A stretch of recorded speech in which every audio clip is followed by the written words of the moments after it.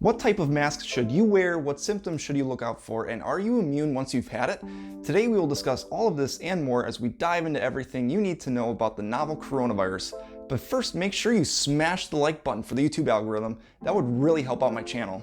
The first known human infection of SARS-CoV-2, better known as the coronavirus, is believed to have happened in China in late 2019, hence why the infection is called COVID-19. The virus quickly spread globally as it is highly infectious and currently has infected about 23.7 million individuals worldwide as I was writing this script, with about 200,000 new cases daily.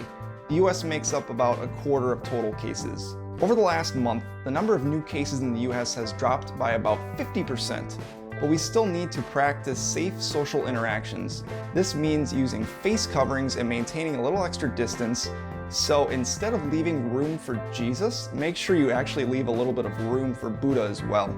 If social distancing isn't an option, make sure you frequently wash your hands and sanitize communal items like doorknobs, etc. Lastly, if you suspect that you have COVID-19 or have been in contact with someone who has it, stay home.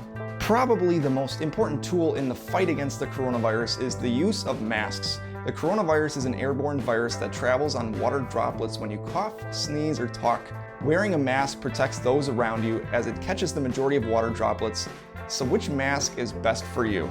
For the average individual, a cloth mask will do the job as long as it is not made from a thin material. Reusable cloth masks have been shown to be effective and eco-friendly, and honestly, if I had $1 for every disposable mask I've seen abandoned along the road, well, let's just say I'd have a bunch of dollars. You may have seen healthcare workers wearing N95 masks. What these masks are intended to do is to filter roughly 95% of contaminants in the air, thus protecting the wearer. The general public won't need this type of mask. Rather, just make sure you have a mask that has a decent seal around your face and is made of relatively thick material. And if you're using a reusable mask, don't forget to wash it. A good trick to tell if the mask you're wearing is appropriate is to try to blow out a candle. If you can't blow it out, it's probably good enough. Like that. Not a trick candle.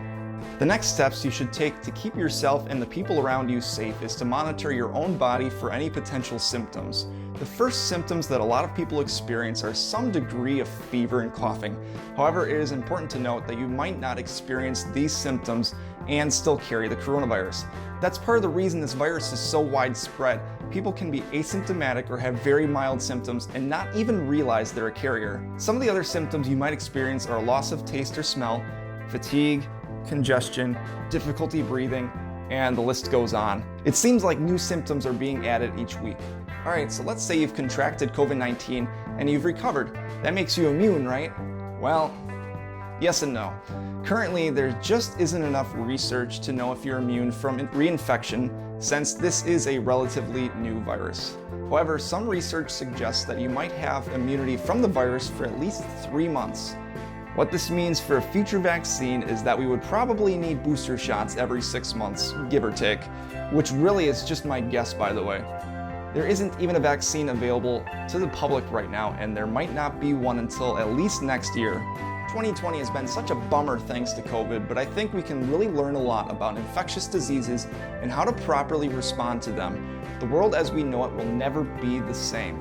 I believe going forward, our society will put an even greater emphasis on hygiene, and as we've seen, people's lives literally depend on it. More people than ever will work from home, events will be limited in capacity, and hopefully, sick pay will become more available, so people aren't pressured into going to their jobs. What changes are you going to make to your own life in response to this pandemic? Let me know down below in the comments section. Thank you guys for watching this video. Make sure you subscribe so you don't miss out on future videos. Who knows what pandemic we will have to discuss next. Have a great day and stay safe.